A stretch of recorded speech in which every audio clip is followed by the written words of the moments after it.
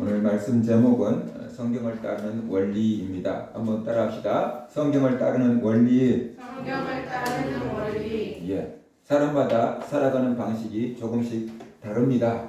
사람들은 어떻게 살까요? 보고 듣는 것을 따라서 살아갈 때가 많습니다. 특별히 부모를 통해서 보고 들은 대로 살아갈 때가 굉장히 많이 있습니다. 자녀들을 기르면서 또 그 부모들이 가르치는데 그것이 자녀들에게 어떤 가치관을 형성하게 되는 거죠. 그래서 자녀들이 부모에게 보고 배운 대로 살아가는 겁니다. 그리고 주변의 사람들, 가까운 친구들, 그런 사람들 삶을 보고 듣고 따라서 살아가게 됩니다. 왜냐 그러면 우리는 환경에 영향을 받기 때문에 그렇습니다. 그리스도인은 그렇게 살면 안 되는데 우리도 그렇게 살아오는 방식을 배워버려서 부모를 보고 살아가고 주변 사람들을 보고 살아가고 그렇게 살아갑니다. 그러면 그리스도인들은 어떻게 살아가야 하는가? 그리스도인들은 성경을 따라서 살아가야 합니다. 그것을 성경을 따르는 원리라고 할 수 있습니다. 성경을 따르는 원리가 무엇인가? 간단하게 말한다면 우리의 신앙과 삶의 뿌리를 성경에 둔다는 것이. 한번 따라합시다. 나의 신앙과 삶의 뿌리를 성경에 둔다. 나의 신앙과 삶의 뿌리를 어디에 둔다고요? 성경에 둔다. 그것이 성경을 따르는 원리라고 볼 수 있습니다. 보통 사람들은 유행을 따라서 삽니다. 그러나 그리스도인들은 유행을 따라서 살지 아니하고 성경을 따라서 사는 사람들, 그리스도인이다라고 부를 수 있습니다. 사람들은 어떻게 살까? 그러면 세상 사람들은 어떻게 살까를 우리가 한번 따져보면은 나도 그 중에 하나, 나도 이렇게 살고 있구나 라는 것을 발견할 수 있을 겁니다. 우리는 부모를 따라서 삽니다. 부모에게 보고 배운 대로 살아가게 됩니다. 수십 년 동안 학교에서 공부를 배웠는데 학교에서 배운 대로 살아가기보다 엄마 아빠한테서 보고 배운 대로 살아갈 때가 많아요. 특별히 내가 내 자녀를 가르치고 양육하다가 보니까 그것을 정말로 실감나게 느끼겠어요. 학교에서 교육학을 배우고 뭘 배우고 아무리 많이 배워도 내가 자녀를 대하는 것은 내 어머니가 나를 대하는 방식으로 대하고 있을 때가 많더라고요. 학교에서 많은 배운 지식은 그냥 지식으로 남아있는 거고 내가 실전으로 자녀를 가르치는 것은 내 부모가 나를 대하는 방식으로 대하고 있을 때가 많다. 부모가 방임형이었으면 나도 자녀를 방임형으로 기르고 부모가 과잉보호형이었으면 나도 자녀를 과잉보호형으로 기르고 그런 자신의 모습을 보면서 깜짝깜짝 놀라지요. 학교에서는 아무리 지식을 심어놨지만 부모는 나에게 유전인자로 꽉 심어놓은 것 같아요. 그래서 그 틀을 벗어나기가 굉장히 어려운 것 같습니다. 세상 사람들이 말하잖아요. 자녀들은 부모의 뒷모습을 보고 자란다 라고 말하잖아요. 그것처럼 부모에게 커다란 영향을 받고 있다. 문제는 좋은 것을 본받아 버리면 할렐루야인데 좋은 것을 본받는 것보다 안 좋은 것을 본받을 때가 많다라는 거죠. 그래서 왜 좋은 것은 본 안 받고 나쁜 것만 본받아 라고 할 수가 있는데 아무튼 그래요. 그래서 이 자녀들에게 부모의 영향은 막강한 거다라고 볼 수 있어요. 좋은 영향이든 안 좋은 영향이든 막강한 거다. 자녀들이 내 뒷모습을 보고 있다라는 것을 생각할 때 우리의 삶이 참 책임감이 무거워진다라는 것이.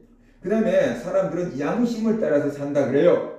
자기는 양심을 따라서 산다라고 말하는 사람들이 있습니다. 양심을 따라서 산다는 게 굉장히 그럴싸해 보입니다. 정말 저 사람 괜찮네 라고 보이게 합니다. 그런데 그 사람의 양심은 이미 죄에 오염되어 버렸다는 것이에요. 그리고 사람의 양심은 그 기준이 사람마다 다 다르다는 거죠. 그래서 우리나라 사람 입장에서 독도 그러면 우리 거지. 일본 사람들 입장에서는 독도 자기 거래. 그렇죠? 그러니까 사람의 양심은 사람에 따라서 기준이 다 달라요. 내가 하면 로맨스가 되고 남이 하면 불륜이라는 말이 있잖아요. 그래서 내로남불 정치인들이 자주 써먹는 말이잖아요. 근데 꼭 정치인들만 그럽니까? 정치인 아니면 우리도 그러잖아요. 내가 할 때는 다 이해가 돼. 근데 남들이 하면 어떻게 돼? 이해가 안 돼. 내가 뭐 신호 위반을 하면 바빠서 그냥 그럴 수 있어. 이해가 돼. 근데 남들이 신호 위반을 하면 정말 이렇게 우리가 평가할 때가 얼마나 많이 있느냐라는 것이에요. 그래서 사람마다 양심의 기준이 다 달라요. 포스트 모더니즘의 그 사고가 뭐냐 그러면은 다 각자 자기 나름대로의 진리가 있다는 거거든요. 각자 나름대로 자기한테 맞는 종교가 있다는 거거든요. 근데 그게 다 오염돼 있고 그 기준이 다 다르다는 것이에요. 그래서 내가 양심을 따라서 산다는 것이 썩 믿을 만한 것은 못 된다. 하나님을 떠난 양심은 힘이 없다. 그것을 우리가 알아야 돼요. 그래서 양심을 따라 산다라고 하는 사람들도 정치인들 보세요. 막 상대방을 공격하면 양심상 꼬리낄 게 없다 그러잖아요. 그렇죠? 그러니까 사람마다 양심은 다 다르구나. 그 기준이 다른 거예요. 그게 왜 그러냐 그러면은 선악과를 따먹어서 그래요. 선악과라는 나무가 사과나무가 아니잖아요. 세상 사람들은 자꾸만 사과나무인 줄 알아요. 근데 선악과라는 나무가 선과 악을 알게 하는 나무였잖아요. 그러니까 선과 악을 구분할 수 있는 나무라는 거예요. 아담과 하와가 그 선악과를 따먹었어요. 그러니까 눈이 밝아져서 선과 악을 구분하게 됐어요. 자, 그러면 아담과 하와가 선악과를 따먹기 전에는 어땠을까요? 선과 악을 구분할 수가 없었다거나 하나님이 가지고 있는 그 기준을 따랐다거나 둘 중에 하나죠. 하나님이 가지고 있는 선악의 기준을 그냥 믿고 따랐다거나 선악의 기준을 아예 모르고 살았거나 그거예요. 근데 선악과를 따먹고 나니까 각자 선악의 기준이 어떻게 돼요? 생겨버렸어요. 각자 선악의 기준이 생겨버렸어요. 그래서 아담에게 너 내가 먹지 말라고 한 선악과를 왜 따먹었어? 하나님 말씀하시니까 아담이 뭐라 그래요? 하나님이 주신 여자가 먹으라고 해서 먹었어요. 그냥 하와가 그냥 여자가 주어서 먹었습니다. 그 얘기 안 해요.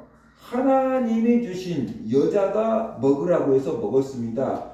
그 소리는 뭐냐 그러면 하나님도 책임이 있습니다. 여자도 책임이 있습니다. 나 잘못은 없습니다. 요거잖아요.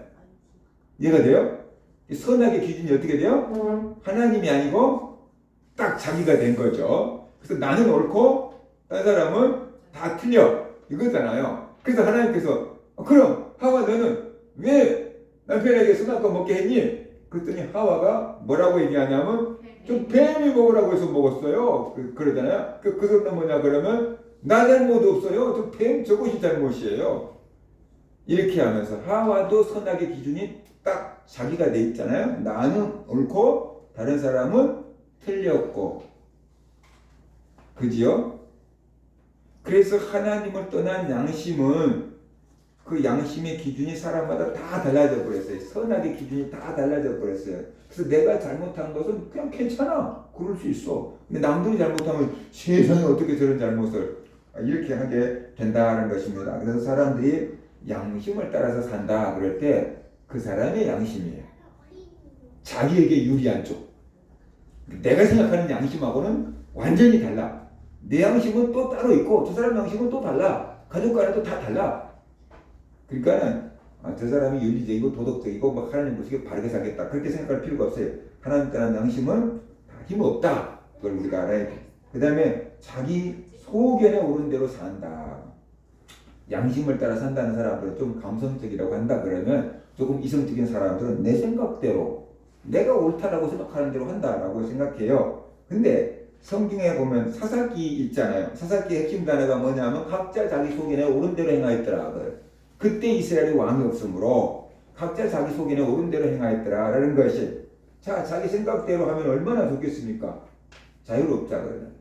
그저께 텔레비전을 잠깐 봤어요. 프로그램 이름이 생각이 안 나는데 이게 유튜브 짧게 해놓은 거 뭐라 그래? 짤이라 그래? 숏. 그거에 중독돼 있는 사람들 얼마나 심각한지를 이렇게 보여줬어요. 그런데 어떤 엄마가 나와서 그렇게 얘기했어요. 자기 자녀가 엄마 아빠 죽었으면 좋겠다 그런 게. 왜냐 그러면 엄마 아빠가 핸드폰 좀 그만해라. 그 잔소리를 계속하니까 엄마 아빠가 죽었으면 좋겠다. 그래서 나한테 잔소리할 사람 없고 계속 핸드폰 했으면 좋겠다. 그런데 어떤 부모는 감금한 정신병원에 자기 자녀를 입원시켰대요. 세상에 어떤 부모가 자녀를 그 감금하는 정신병동에 입원시키고 싶은 사람이 있겠어요? 그런데 어쩔 수 없었어요. 자기가 평생에 제일로 후회되는 게 자녀에게 핸드폰을 사준 거라고. 그렇게 얘기를 하는 거예요. 우리 학생들한테 자기 생각대로 하라 그러면 얼마나 좋겠어요. 네 하고 싶은 대로 해 그러면 얼마나 좋겠어요. 그런데 네 생각대로 해 그랬더니 막 저녁 12시까지 막 계획을 세워가지고 막 수학을 풀고 국어를 하고 막 영어를 하고 막 이런 학생이 많을까요? 12시 넘을 때까지 핸드폰을 하는 학생이 많을까요? 생각을 해보세요.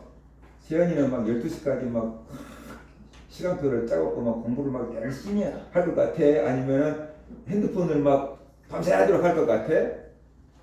그거예요. 어른들도 아이들도 자기 생각대로 하라고 하면은 좋은 쪽으로 가기보다는 어떻게 돼요? 안 좋은 쪽으로 가게 될 가능성이 굉장히 많다라는 거예요.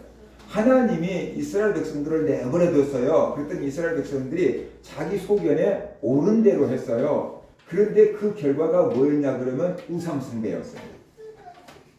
우상숭배. 바알을 섬기고 아세라를 섬기고 하나님이 회개하라고 해도 회개 안 해. 그러니까 하나님께서 나 너희들 돕지 않는다. 니네들 섬기는 바알과 아세라가 우상이 너희들 돕게 해봐라. 그리고 내버려 두니까 이스라엘 주변 국가들이 이스라엘을 침략해가지고 수많은 사람 죽이고 젊은 사람 포로로 끌어가고 좋은 물건들은 다 빼앗아가고 이스라엘 백성들은 학대를 받으면서 살게 되는 거죠. 그러니까 네 생각대로 하면 좋을 것 같은데 내 생각대로 했더니 영적으로 보니까 우상숭배자들이 되더라라는 거예요. 그리고 내 생각대로 하라고 했더니 내버려 두니까 알코올 중독자가 되고 게임 중독자가 되고 스마트폰 중독자가 되고 숏 중독자가 된다라는 거죠. 그러니까 내 생각대로 내 소견대로 사는 것이 좋은 게 아니다라는 것이에요. 왜냐 그러면 우리의 이 생각도 이미 오염됐어요. 그래서 좋은 곳에 끌리기보다는 안 좋은 쪽이 더 잘 끌려요. 가만히 내둬도 안 좋은 쪽으로 그냥 끌려요. 그러니까 자기 소견에 옳은 대로 사는 것도 좋은 게 아니다. 그런데 많은 사람들이 내 생각대로 살게 내버려둬. 그러면 조금 크면 청소년들이 뭐라고 하냐 엄마한테 냅둬 그렇게 나 간섭하지 마 그렇게 얘기할 때가 굉장히 많잖아요. 세상적으로 보면은 그게 자아가 커져서 그런다 그런 거예요. 자아가 커져서 이제 나 주체의식을 가지려고 한다라고 심리학에서는 볼 수 있는데 영적으로 보면은 타락한 본성이 드러나고 있는 거예요. 이렇게 지배와 통제를 안 받으려고 그래요. 그게 부모는 하나님이 주신 권위거든요. 근데 하나님이 주신 권위와 통제를 벗어내버리려고 하는 거예요. 그러면 그게 또 올라가면 하나님의 권위와 통제를 거부하고 있는 거거든요. 이게 똑같은 건데 심리학적으로 보나 영적으로 보나 해석이 달라졌잖아요. 그러니까 우리가 성경에 안경을 끼고 뭔가를 볼 수 있는 사람들이 되어야 된다는 거죠. 그 다음에 또 하나는 사람들은 유행을 따라서 살아갑니다. 제일 유행에 민감한 게 뭐 머리 모양이랄지 뭐 옷 스타일이랄지 뭐 이런 것들이 유행에 굉장히 민감하잖아요. 요즘에는 또 음식도 유행에 민감한 것 같아요. 새로운 음식들이 나오면 막 그런 것 같아요. 아무튼 민감해요. 근데 우리는 늘 유행을 따라잡으려고 하고 유행을 따라잡지 않으면은 그냥 막 꼰대다. 젊은 꼰대도 있는 거예요. 예전에는 막 60대, 70대만 꼰대인 줄 알았더니 20대가 30대를 보고 꼰대라 그래요. 그러니까 옛날에는 꼰대 그러면 60, 70, 80 먹어야지 꼰대인갑다라고 생각했는데 요즘에는 10대들이 20대 보고 꼰대라 그래요. 왜냐하면 자기들과 생각이 다르잖아요. 20대가 30대 보고 꼰대라 그러고 30대는 40대 보고 꼰대라 그러고 나이티 내지 말라는 거죠. 그러니까 생각 방식이 다르다라는 거예요. 전혀 다른 세대가 섞어져서 살고 있는 거잖아요. 그런데 그 유행을 만드는 게 사탄이에요. 사탄을 가리켜서 공중권세 잡은 자라 그랬잖아요. 그래서 유행을 막 따라가다가 보면은 나도 모르게 사탄의 종로를 타고 있을 때가 많아요. 그래서 로마서 12장 2절을 보면은 너희는 이 세대를 본받지 말고 오직 마음을 새롭게 함으로 변화를 받아 하나님의 선하시고 기뻐하시고 온전한 뜻이 무엇인지 분별하도록 하라 라고 말씀했어요. 그래서 유행을 딱 보고 진짜 따라가도 괜찮을 것인지 기독교인으로서 따라가면 안 될 것인지를 우리가 구분할 수 있어야만 된다. 그래서 모든 유행을 다 거부하고 청학동에 있는 사람들처럼 살아라는 것이 아니고 분별하라는 거죠. 분별하라. 기독교인으로서 이것을 따라야 되는지 안 따라야 되는지 그걸 분별하고 따라가라라는 것인데 그 분별력을 가지려고 하면 어떻게 돼요? 하나님의 말씀을 알아야 되거나 분별력을 가져야 되거나 그러잖아요. 그래서 우리가 분별할 수 있는 그리스도인이 되어야 된다. 모든 문명을 다 거부하고 살라는 소리는 아니에요. 그것을 분별하고 또 그 문명을 그리스도가 보기에 바르게 이용하고 사용하라라는 것이에요. 피아노가 처음 나왔을 때 또 드럼이 나왔을 때 교회에서 피아노를 들여놓고 드럼을 들여놓는데 많은 방해가 있었어요. 저 춤추는 홀에서 치는 드럼이나 피아노를 어떻게 거룩한 교회에다가 갖다 놓을 수 있냐고 교회가 타락했다고. 그때 당시에 뭐냐면 다 오르간만 쳤던 거예요. 오르간. 그렇게 많았는데 지금 교회 피아노 치고 드럼 친다고 해서 막 이상하다는 데는 이건 어디 있겠습니까? 내 친구 교회 한 군데는 드럼 감춰놨어요. 주일날만 쓰고 감춰놔요. 근데 완전히 깡 보수인데 그것만 해도 이 교단에서는 엄청 지금 발전하고 있는 거예요. 그렇게 얘기를 하는 거예요. 그렇구나. 컴퓨터가 들어올 때 666이라고 한 사람들이 많았어요. 컴퓨터가 666이라고. 그래서 교회에서 목사님들이 컴퓨터 친다고 막 비난하고 정죄하는 사람들이 많았는데 지금 컴퓨터 안 하고 스마트폰 안 하는 목사님들 교회에 어디 있어요? 그렇죠? 그러니까 이게 물질 문명을 이유와 타당성 없이 무조건 거절하라는 것이 아니고 분별력을 갖고 취사 선택을 하라라는 것이고 그 다음에 똑같은 문명일지라도 그것을 어떻게 쓰느냐에 따라서 선과 악이 달라진다.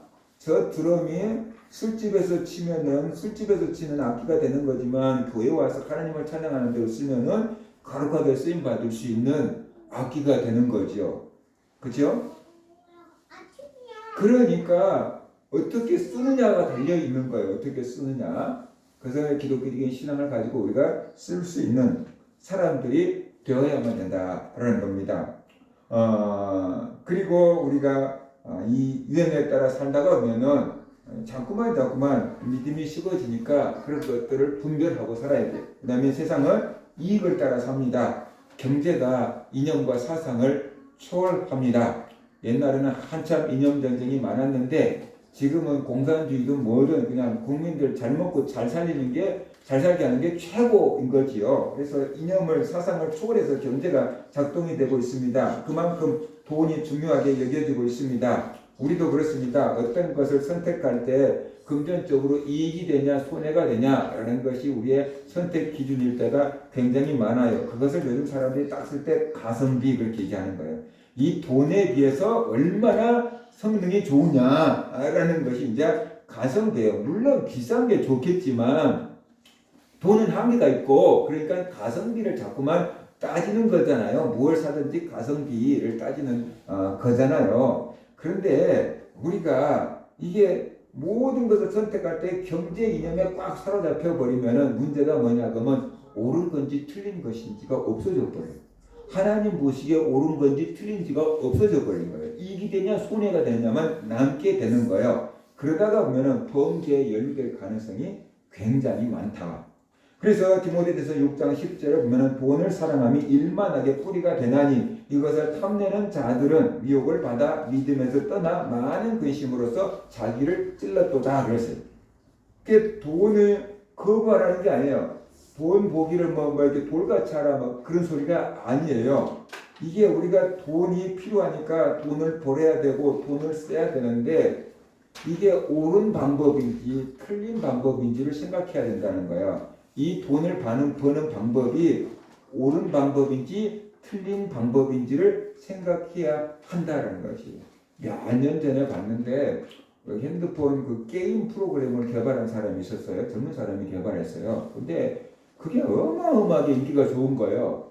그러니까 쉽게 말하면은 경제 가치가 굉장했어요. 게임 시장에서 경제 가치가 굉장했어요. 그런데 갑자기 이 사람이 그 게임을 딱 중단시켜 버렸어요.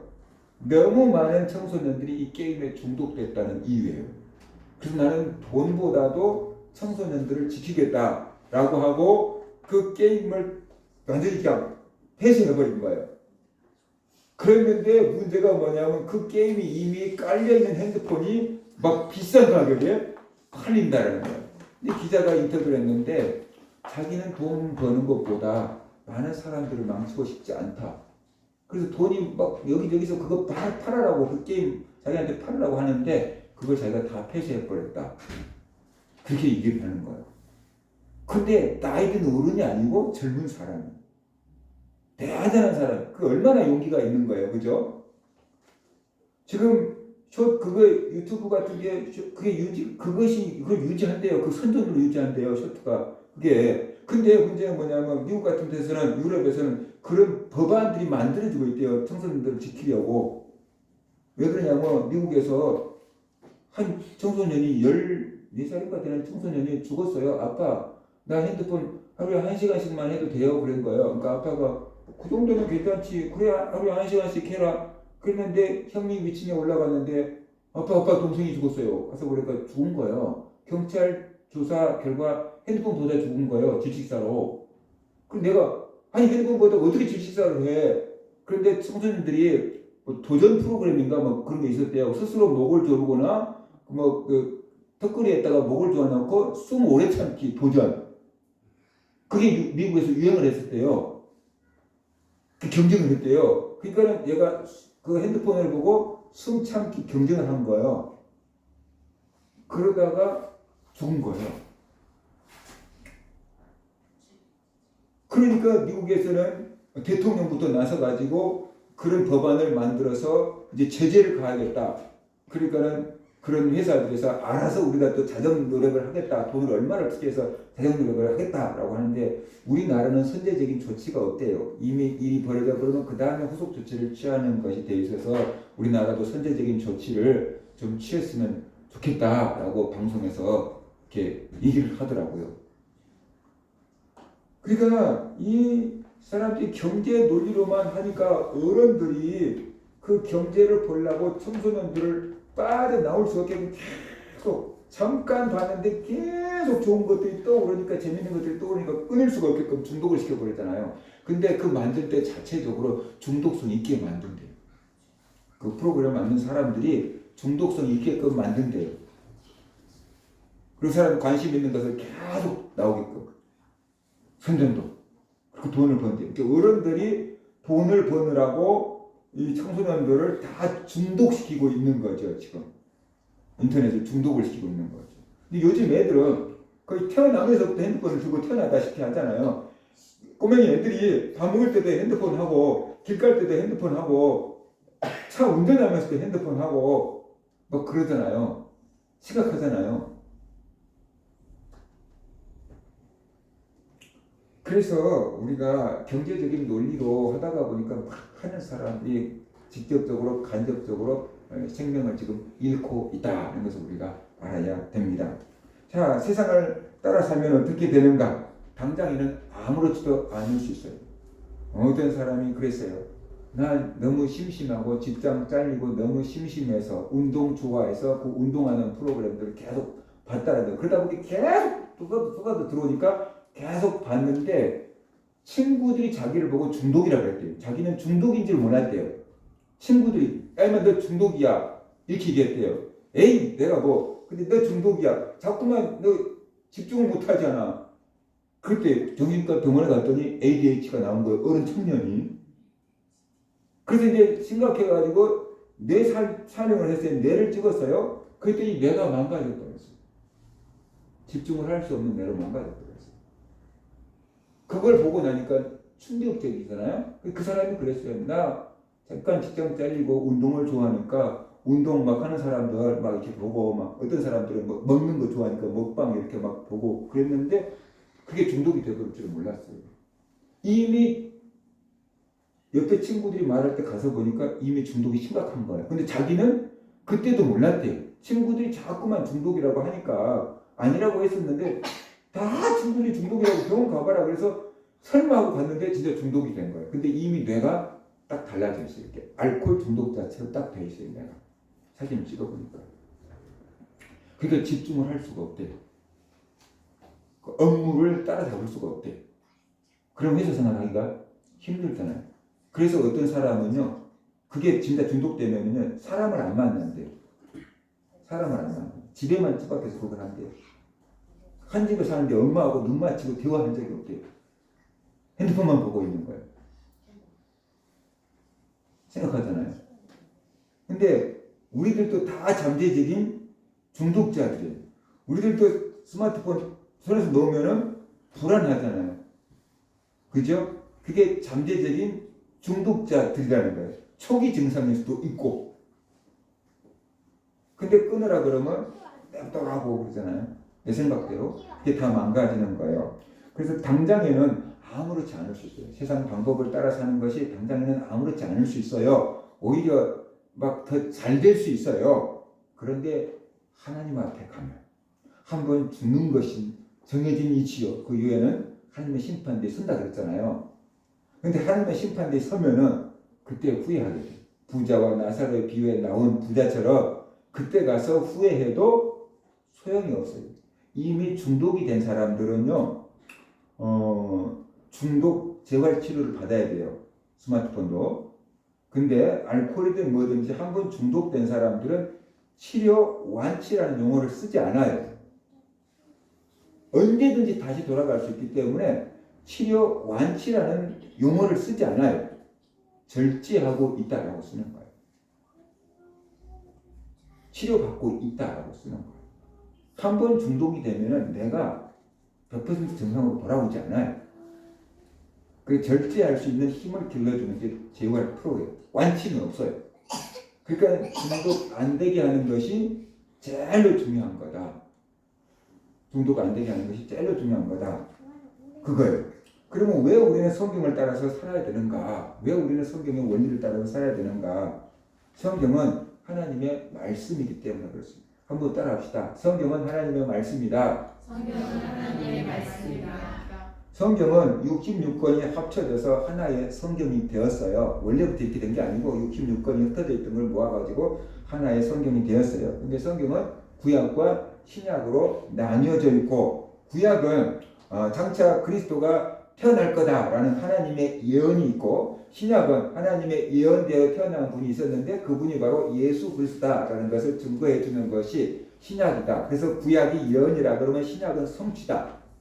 예언과 성취로 이루어져 있는 것이 구약과 신약이다 라는 것을 우리가 알아야 됩니다. 구약은 모세와 선지자들이 쓴 글이 많고, 신약은 사도들과 바울이 쓴 글이 많다라는 것이. 그런데 이게 이제 문제예요. 왜 사람들이 썼는데 하나님의 말씀이라고 하냐?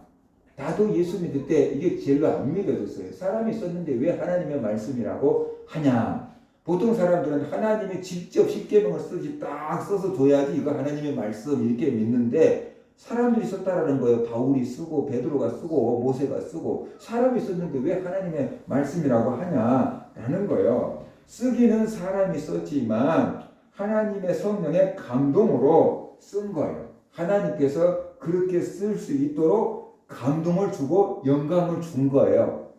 그래서 쓴 거예요. 그래서 그것이 곧 쓴 사람은 사람이지만 그 감동을 주고 그 내용을 기록하게 하시는 분은 하나님이기 때문에 이것은 하나님의 말씀이다 라고 말하는 거죠.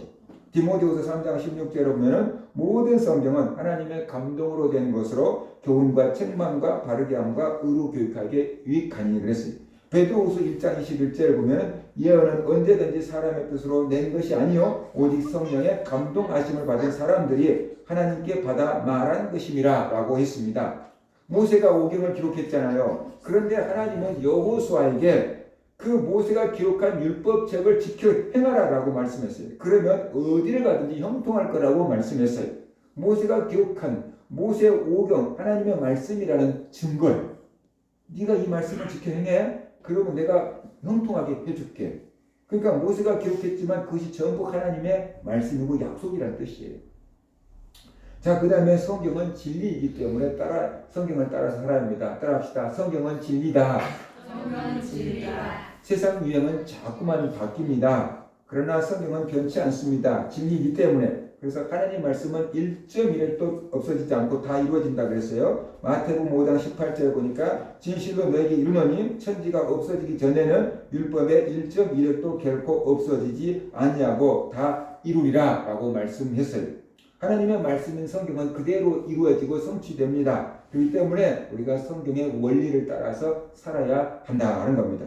그 다음에 성경은 구원의 길을 가르쳐주기 때문에 성경을 따라서 살아야 합니다. 한번 따라합시다. 성경은 구원의 길을 가르쳐준다. 성경은 구원의 길을 가르쳐준다. 세상에 많은 책이 있습니다. 그런데 구원의 길을 가르쳐주기 위해서 써진 책인 성경입니다. 디모데후서 3장 15절 보면 또 어려서부터 성경을 알았나니 성경은 능히 너로 하여금 그리스도 예수 안에 있는 믿음으로 말미암아 구원에 이르는 지혜가 있게 하느니라 라고 말했어요. 세상에 있는 책을 많이 읽으면 세상에 있는 책을 많이 읽으면 좋지만 구원의 길을 가르쳐주는 책은 성경이 최고다 라는 것을 우리가 알아야 합니다. 성경은 우리들이 죄인이라는 것을 깨닫게 해줍니다. 성경은 우리들이 받아야 할 존재라는 것을 깨닫게 해줍니다. 성경은 우리에게 구원의 길을 가르쳐줍니다. 그 구원의 길이 예수 그리스도다라는 것을 가르쳐줍니다. 그래서 예수를 믿으면 구원을 받는다라는 것이 성경에서 가르쳐주고 있습니다. 학교에서 아무리 많은 교과서가 있지만 구원의 길을 가르쳐주지 않습니다. 성경을 읽을 때 구원의 길을 발견할 수가 있습니다. 그래서 우리는 성경을 읽어야 한다라는 것이. 그 다음에 성경은 우리 행복을 위해서 주신 책입니다. 그러니까 성경의 원리를 따라야 합니다. 한번 따라합시다. 성경은 나의 행복을 위해서 주신 책이다. 성경은 나의 행복을 위해서 주신 책이다. 하나님은 우리를 만드신 분입니다. 하나님은 우리를 사랑하십니다. 우리가 행복하게 살기를 원합니다. 그래서 어떻게 하면 행복하게 살 수 있는지를 가르쳐 준 것이 성경입니다. 신명기 10장 13절에 보면 내가 오늘 네 행복을 위하여 내게 명령하는 여호와의 명령과 규례를 지킬 것이 아니냐. 그러니까 하나님께서 우리의 행복을 위해서 이걸 하라 이걸 하지 말라고 명령을 주셨다는 거예요. 부모들이 자녀의 행복을 위해서 핸드폰 그만해라, 일찍 자라, 골고루 먹어라, 나쁜 친구 사귀지 마라 그렇게 얘기하잖아요. 그게 다 자녀들의 행복을 위해서 한 거잖아요. 그것처럼 하나님이 우리의 행복을 위해서 계명을 주셨다는 거예요. 그래서 하나님의 계명을 따라서 살면은 행복하게 살 수 있다. 그걸 얘기하고 있는 거죠. 그러니까 우리가 하나님의 말씀을 따라서 살아가야 한다라는 것입니다. 그 다음에 우리가 사탄의 종노릇하지 않기 위해서 성경을 따라서 살아야 합니다. 따라합시다. 사탄의 종노릇하지 않기 위해서 성경을 따라 삽니다. 사탄의 종노릇 하지 않기 위해서 성경을 따라 삽니다. 사탄은 공중 권세 잡은 자입니다. 그런데 사탄이 오는 목적을 예수님은 이렇게 말씀했습니다. 도둑이 오는 것은 도둑질하고 죽이고 멸망시키려는 것뿐이요 그랬어요. 도둑이 오면은 우리의 것을 도둑질합니다. 생명을 도둑질합니다. 행복을 도둑질합니다. 믿음을 도둑질합니다. 건강을 도둑질합니다. 가정의 평화를 도둑질합니다. 우리의 잠재력을 도둑질합니다. 그래서 우리를 죽이고 멸망시키려고 사탄이 오는 겁니다. 그런데 사탄이 이런 것들을 도둑질할 때 세상에 있는 많은 것들을 가지고 우리를 쓰러뜨린다라는 것이에요. 그래서 우리가 성경 말씀을 따르지 않냐고 세상 사람들의 말을 따르다 보면은 나도 모르게 사탄의 종노릇을 하고 있어요. 언제 사탄이 나한테 왔냐? 나도 모르게 와갖고 있는 거예요. 나 교회를 다니는데 사탄이 나한테 와 있냐? 와 있어요. 예수님한테도 와서 시험을 하잖아요. 그죠? 사탄이 우는 사자처럼 삼킬 자를 두루 찾는다 그랬잖아요. 그러니까 우리가 나도 모르는 사이에 사탄의 종노릇을 해버려요. 그러면 사탄의 종노릇 하면 어떻게 되는가?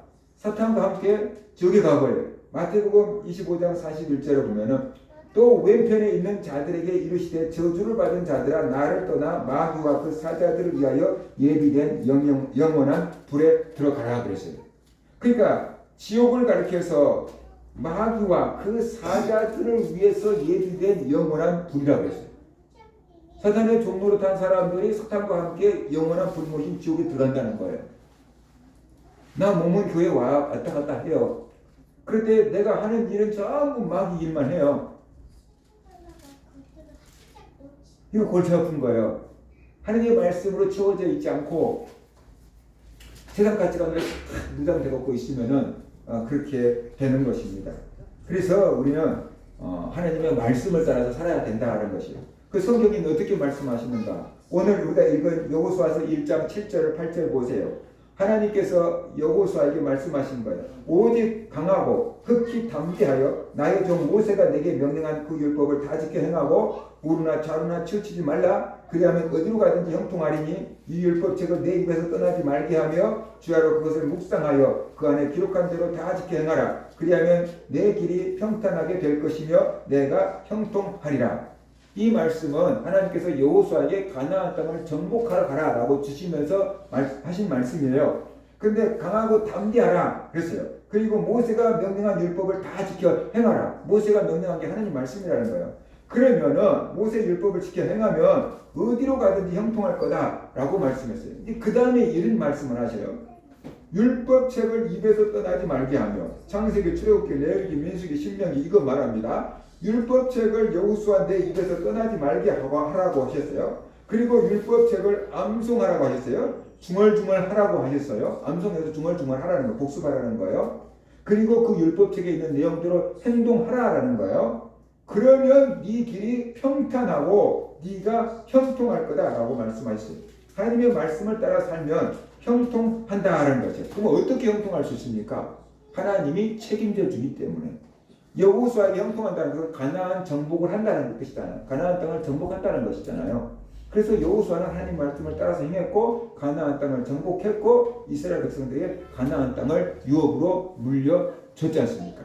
그래서 하나님 말씀을 따라서 하면 형통하게 되고 평탄하게 되는데 그 이유는 하나님이 책임져 주시기 때문에. 누가 책임져 준다고요? 하나님이 책임져 주시기 때문에 그런 거예요. 그런데 이렇게 살지 않으면 어떻게 되는가? 하나님의 보호가 떠나버려요.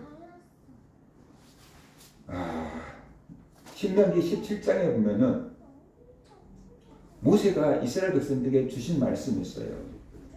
아직 가나안 땅에 들어가지도 않았어요. 그런데 모세가 앞으로 가나안 땅에 들어갈 이스라엘 백성들에게 먼 미래에 있을 일을 얘기해요. 너희가 가나안 땅에 들어가서 살다가 저 주변 국가들을 보니까 왕이 있지 않느냐? 그래서 우리도 주변 국가들처럼 왕을 세워주세요 라고 요구하게 될 거다. 원래는 하나님이 너희 왕이다. 그런데 너희가 하나님을 왕으로 섬기지 않고 가나안 땅에 있는 사람들처럼 우리도 왕을 세워주세요 할 때 올 거다. 그러면 그때는 이렇게 해라 라고 하면서 하나님께서 왕의 규례를 모세를 통해서 말씀합니다. 그 왕의 규례를 말씀하실 때 이렇게 얘기했어요. 왕을 세울 때는 하나님이 지정하신 사람을 왕으로 세워라. 그 다음에 이방인이 아닌 이스라엘 형제들 가운데서 왕을 세우라 라고 말씀하셨어요.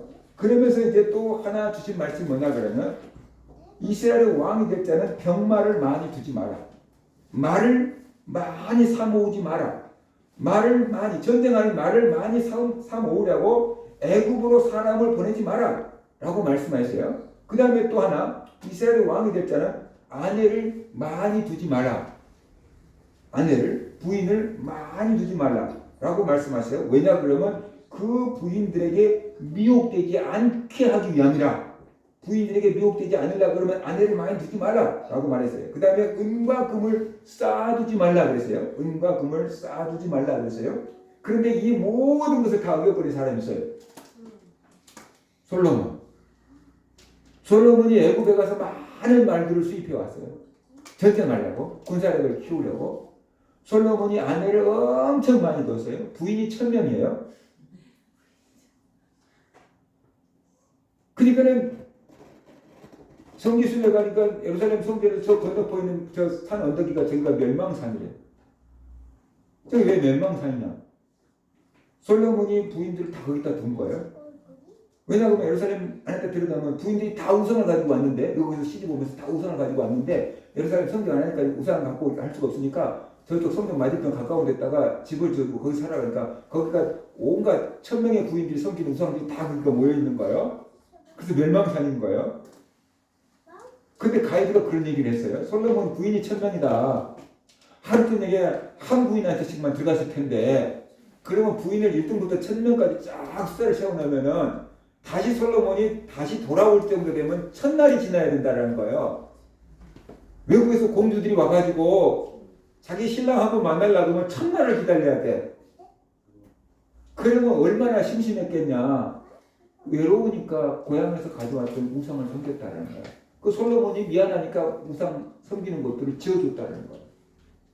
그래서 솔로몬이 말년에 부인들한테 미혹당해가지고 우상 숭배자가 되잖아요. 은과 금도 엄청나게 쌓아놨어요. 솔로몬의 세입금 수가 뭐 은금이 뭐 666달란트 했다고 했잖아요. 어마어마한 돈을 쌓아놓고 살았어요. 그러니까 하나님이 하지 말라고 한 것을 다 해버린 사람이 솔로몬이에요. 왜 그랬을까요? 자기 지혜를 믿어버린 거죠. 자기 지혜를 믿어버린 거예요.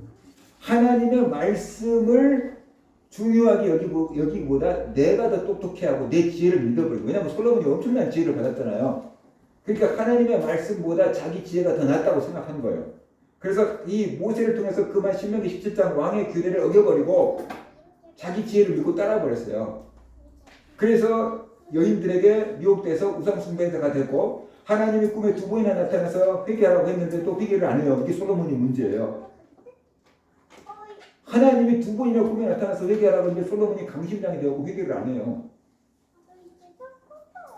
그래서 결국 솔로몬이 받은 벌이 뭡니까? 자기 아들 때에 가서 이스라엘이 남쪽 유다와 북쪽 이스라엘로 두 동강이가 나잖아요. 우리나라 남북한이 가나진 것처럼. 그래서 남쪽에는 2지파를 줬고 북쪽에는 10지파를 줬잖아요.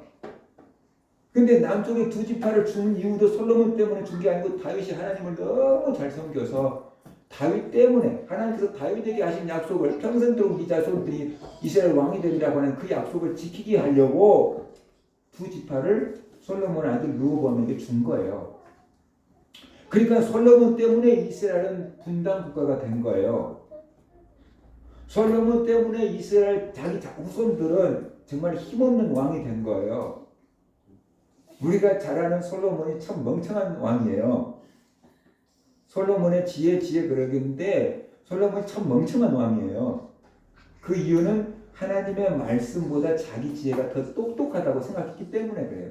자기 속에 옳은 대로 해버린 거예요. 그게 결과가 망하잖아요. 여호수아는 하나님 말씀대로 했어요. 모세의 말씀대로 했어요. 그러니까 아무것도 없는데 가나안 땅 다 정복하고 이스라엘 백성들이 가나안 땅 다 분배해주고 하늘나라를 가잖아요. 근데 솔로몬은 하나님이 어마어마한 지혜와 부와 명예를 다 줬는데 쫄딱 망하고 자녀한테 분단 국가를 남겨주고 저주를 남겨주고 죽었잖아요. 그러니까 하나님의 말씀에 순종하는 여호수아와 지 똑똑하다고 지 생각 믿고 산 여호수아의 삶을 보면 완전히 천차이라는 거예요. 그러니까 우리가 세상을 따라서 살지 말고 하나님의 말씀을 따라서 살아야 한다 라는 거죠. 자, 그럼 성경은 무엇을 기록하고 있는가? 성경은 예수님에 대해서 기록합니다. 성경의 주인공이 누구예요? 예수님이에요. 연속극을 보면은 어떻게 돼요? 영화를 봐도 항상 누구 중심으로 움직여요? 주인공 중심으로 움직여요. 주인공 중심으로. 주인공이 죽으면 끝나는 거예요. 그죠? 주인공 중심으로 움직이니까 성경의 주인공이 누구라고요? 예수님을 봐야 돼요. 예수님이 요한복음 5장 39절 너희가 성경에서 영생을 얻는 줄 생각하고 성경을 연구하거니와 이 성경이 곧 내게 대하여 증언하는 것이니라 그렇게 말씀했어요. 부활하신 예수님이 엠마오로 가는 두 제자들을 만납니다. 그들은 예수님이 부활하셨다는 소식을 듣고도 믿지 않습니다. 그러자 예수님께서 그들에게 그리스도가 이런 고난을 받고 자기 영광에 들어가야 할 것이 아니냐 하면서 이렇게 말씀합니다. 누가복음 24장 27절 이에 모세와 모든 선지자의 글로 시작하여 모든 성경에 쓴 바 자기에 관한 것을 자세히 설명하니라. 이 말씀을 보면 중요한 게 이거예요. 분명히 예수님은 선지자들, 구약의 선지자들 모든 성경이 예수님에 대해서 말씀하고 있다 그랬어요. 그리고 누가복음 24장 44절 45절 보면은 또 이르시되 내가 너희와 함께 있을 때 너에게 말한 바 그 다음에 모세의 율법과 모세오경과 선지자의 글과 모든 구약 성경과 그 다음에 시편, 시편 잠언, 성문서 요것들을 가리켜 기록한 모든 것이 이루어져야 하리라 한 말이 이것이라 라고 말씀했어요. 그러니까 예수님 말씀을 요약하면 이거예요. 모세오경과 선지서와 시편에 있는 모든 구약 성경이 예수님에 대해서 얘기하고 있는 건데 예수님의 뭘 얘기하고 있냐면 예수님의 죽으심과 부활에 대해서 예언하고 있다는 뜻이에요. 시편까지도 예언이라는 뜻이에요. 모세오경과 구약 선지자들의 글과 시편까지가 다 예수님의 죽으심과 부활에 대한 예언이라는 거예요. 그러면 우리는 성경을 통해서 주인공인 예수님을 발견해야 하는 거죠. 그것이 성경을 바르게 보는 거죠. 왜 성경에서 예수님을 발견해야 되는가? 구원을 얻기 위함이에요. 요한복음 17장 3절 영생은 구원은 곧 유일하신 참 하나님과 그가 보내신 자 예수 그리스도를 아는 것입니다. 예수 그리스도를 알 때 구원을 얻어요. 영생을 얻어요. 예수 그리스도를 진짜 제대로 알면 그분을 믿게 돼 있거든요. 그분을 의지하게 돼 있거든요. 그래서 구원을 얻게 되는 거예요. 그래서 구약에 있는 모든 성경은 예수 그리스도를 예언하고 있고 신약에 있는 모든 성경은 그 예수님이 오셔서 이렇게 예언을 성취하셨다는 얘기를 하고 있는 거죠. 성경은 윤리와 도덕을 가리키는 책이 아니다. 우리 영혼 구원을 가리키는 책이다. 그걸 우리가 알아야 되는 거죠. 그래서 성경은 우리의 신앙과 삶의 표준이다. 따라합시다. 성경은 신앙과 삶의 표준이다. 이걸 가르쳐 주려고 성경이 지금 기록되어 있는 거잖아요. 그래서 성경의 원리를 따라서 살면은 복을 받아요. 시편이 숫자가 제일 많아요. 150편까지 있잖아요. 근데 시편 150편까지 있는데 그 중에 제일 중요한 것이 머리글이에요. 앞에 시편 1편이에요. 근데 시편 1편 중에도 1절에서 3절에 보면 이렇게 얘기하고 있잖아요. 복 있는 사람은 그러잖아요. 그러니까 시편 1편부터 150편까지를 얘기를 하고 있는데 복 있는 사람이 누구인지를 얘기하고 있다는 거예요. 자, 그러면 다시 말하면 어떤 사람이 복이 있는가를 얘기할 뿐만 아니라 복을 받으려면 어떻게 해야 되는지를 1편부터 150편까지 얘기하고 있다는 거예요. 이해가 되시죠? 그러면 시편 1편 1절 3절 복 있는 사람은 악인의 꾀를 따르지 아니하며 여기 악인은 사탄의 종로를 타고 있는 사람이 악인인 거죠. 그죠? 사탄의 꾀를 따르지 않는 것입니다. 죄인들의 길에 서지 아니하며 제일 먼저 죄를 지은 게 사탄이죠. 아담 타락 이전에 먼저 사탄은 타락했죠. 죄인들의 길에 서지 아니하며 오만한 자들의 자리에 앉지 않고 사탄이 타락한 것이 교만해서라잖아요. 자기가 하나님처럼 되려고 타락한 거잖아요. 교만한 자들의 자리에 앉지 아니하고 그 다음에 오직 여호와의 율법을 즐거워하고 하나님 말씀을 좋아하고 재밌어요. 우리가 게임, 핸드폰 좋아하는 것처럼 하나님 말씀을 좋아하고 그 율법을 주야로 묵상하는 자로다. 밤낮으로 핸드폰 하는 것처럼 밤낮으로 하나님 말씀을 묵상하면은 그 사람이 복 있는 사람이 된다. 뭐 복 있는 사람이 되면 어떻게 되냐? 그는 시냇가에 심은 나무가 철을 따라 열매를 맺으며 그 잎사귀가 마르지 아니함 같으니 그가 하는 모든 일이 다 형통하리라. 왜 시냇가에 심은 나무라 그래야겠어요? 물이 계속 공급된다는 거예요. 생명이 계속 공급된다는 거예요. 근데 철을 따라서 잎사귀를 내고 열매를 맺게 된다. 그가 하는 모든 일이 그것처럼 형통하게 된다. 하나님 말씀을 따라서 살면은 시냇가에 심은 나무처럼 형통한다. 복을 받는다. 그 얘기를 지금 하고 있는 거잖아요. 자, 그러면 성경의 원리를 따라 살아야 되는데 성경의 원리를 따라 살려면 어떻게 해야 되느냐? 성경을 신앙과 삶의 원리로 믿고 따르려고 하면 첫 번째로 성경은 하나님의 말씀이라는 것부터 우리가 믿어야 돼요. 성경은 하나님의 말씀이라는 것부터 믿어야 돼요. 이것이 믿어지면 기독교인이 되고 이것이 믿어지지 않으면 기독교인이 될 수가 없어요. 성경은 하나님의 말씀이라는 게 딱 믿어져야 돼요. 이게 믿어지면 기독교인 출발이 되는 거예요. 그래서 성경은 하나님의 말씀이다. 성경 말씀에 권위를 딱 줘야 돼요. 성경이라고 해야 돼요. 근데 자꾸 성서라고 하는 사람도 있잖아요. 그 사람들은 성경의 권위를 좀 떨어뜨리는 거예요. 그냥 책으로 보는 거예요. 자유주의 신학자들이 성서 자꾸만 그래요. 근데 그거 좋은 줄 알고 자꾸만 따라해요. 성서가 아니고 성경이에요. 경전이에요. 경전. 종교 경전. 성경은 하나님 말씀이라는 걸 믿어야 돼요. 그 다음에 두 번째, 성경을 따라 사는 것이 행복하게 사는 길이고 구원받는 길이라는 걸 믿어야 돼요. 성경을 따라 살 때 내가 행복하고 행복하게 사는 것은 구원받는 것이다. 그것을 우리가 알아야 돼요. 성경은 가장 오래전에 기록된 책입니다. 그래서 사람들이 성경은 옛날 얘기고 오늘날하고 맞지 않다라고 생각합니다. 그거 구식인데 오늘날 신세대가 왜 성경을 따라 살아야 되냐라고 얘기합니다. 저는 두 가지로 얘기할 수 있습니다. 왜냐 그러면 하나님이 세상을 만드셨다. 하나님이 사람을 만드셨다. 하나님이 사람을 제일 잘한다. 나보다 하나님이 나를 더 잘 아신다. 그 하나님이 나에게 가장 맞는 맞춤형 설명서를 줬는데 그게 성경이다. 그거예요. 그 다음에 두 번째, 사람은 헤어스타일이나 옷을 입는 것이 달라졌지만 옛날 아담이나 지금 사람이나 그 심리 상태나 마음이나 정신은 똑같다. 유전자는 똑같다. 옛날 사람이나 다 똑같아요. 죄 짓는 것은. 먹어야 살고 자야 살고 입어야 사는 것은 똑같아요. 그러니까 옛날 사람이나 지금 사람이나 다 본질은 똑같아요. 쓰고 있는 물질 문명이 좀 다를 뿐이에요. 옛날은 내과에 가서 빨래했고 오늘날은 세탁기가 빨래할 뿐이에요. 사람의 본질은 바뀌지가 않았어요. 그러니까 하나님이 옛날 써주신 성경이지만 그 성경이 오늘날 우리에게도 여전히 유효하다.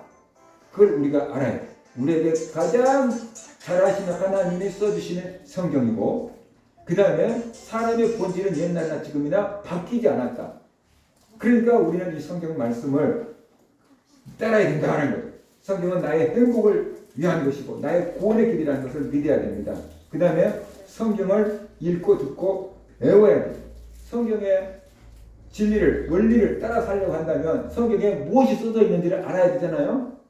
성경에 무엇이 써져 있는지도 모르면 성경 진리를 따라 살 수가 없잖아요. 그러니까 우리가 성경을 읽어야 되고 들어야 되고 배워야 되는 겁니다.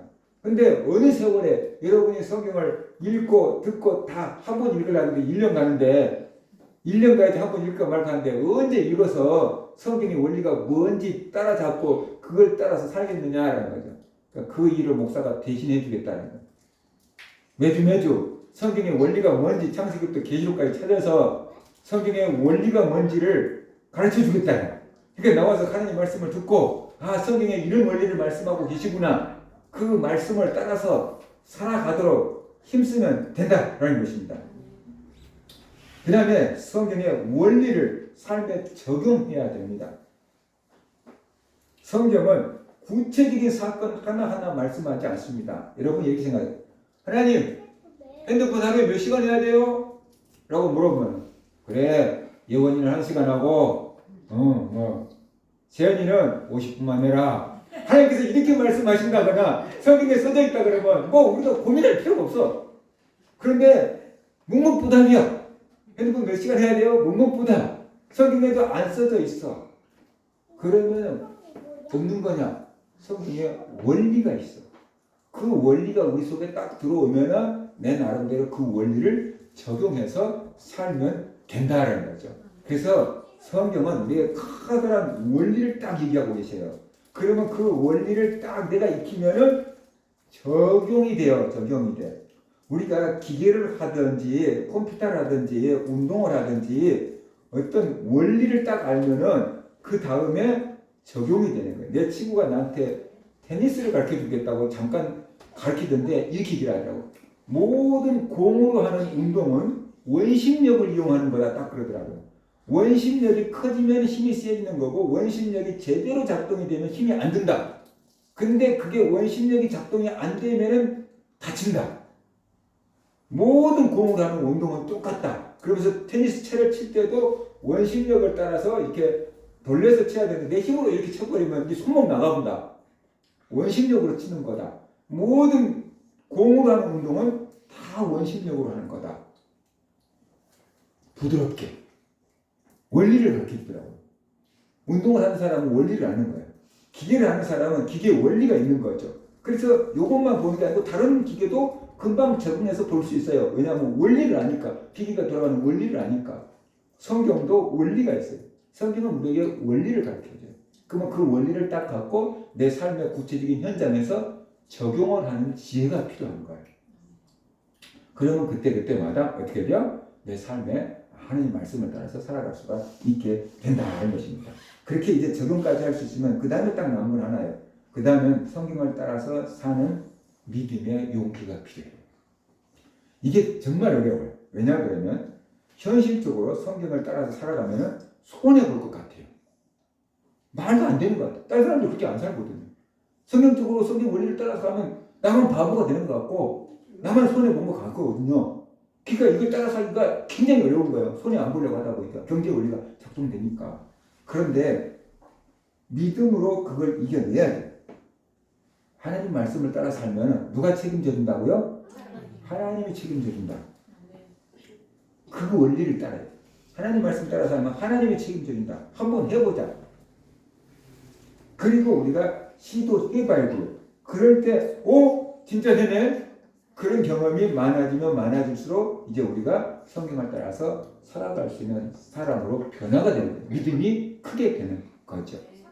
그래서 이게 아무리 원리를 알아도 실천하지 않으면 열매는 안 나타나요. 근데 손해볼 것 같은데 같아서 실천을 못하는 거예요. 주님을 위해서 손해본다. 까짓 거. 그렇게 생각하고 우리가 도전해보다가 하면 손해볼 것 같은데 손해가 아니네? 더 돌아오네? 그런 거죠. 손해보는 게 아니네? 더 돌아오네? 그런 것을 느끼게 된다는 거죠. 성경에서 흩어 구제하고 더 부유하게 되는 일이 있다고 그랬잖아요. 우리가 이제 일주일에 한 번씩 정성훈 집사님 집에 가면 정성훈 집사님이 이제 과일을 이렇게 사줘요. 그런데 과일 갖고 오면은 이제 와이프가 옆집에 나눠주고 막 그래. 나는 밑에 집에 갖다 주라고. 우리가 날마다 끙끙 대는데 아무 말도 안 하니까 얼마나 미안하냐. 밑에 집에 갖다 줘라. 밑에 집에 나눠주고 옆집에 전산집에 나눠주고 막 그래요. 그런데 나중에 또 옆집에서도 가져오잖아요. 그죠? 우리가 갖다 주면은 과일을 갖다 주면 그쪽에서는 막 채소랄지 막 호박이랄지 막 이런 것들을 이제 막 할아버지가 농사지었어요. 뭐 그러면서 이제 막 가져오는 거예요. 그러니까 나눠주면 또 들어오는 거야 이게. 그게 성경의 원리라는 거예요. 그래서 우리가 하나님 말씀을 따라서 실천하면은 하나님께서 책임을 져주십니다. 그러니까 하나님이 책임져 주시나 안 주시나 보자. 그런 마음을 갖고 우리가 믿음을 따라서 살아야 됩니다. 성경은 하나님의 말씀입니다. 성경은 우리의 행복을 위해서 주신 겁니다. 성경은 신앙과 삶의 표준입니다. 성경을 따라 살면 하나님이 책임져 주십니다. 그러니까 성경을 잘 배워서 성경을 신앙과 삶의 원리로 삼고 하나님의 말씀을 실천하며 사는 그런 성도들 되시기를 주의 이름으로 축원합니다. 기도하겠습니다. 하나님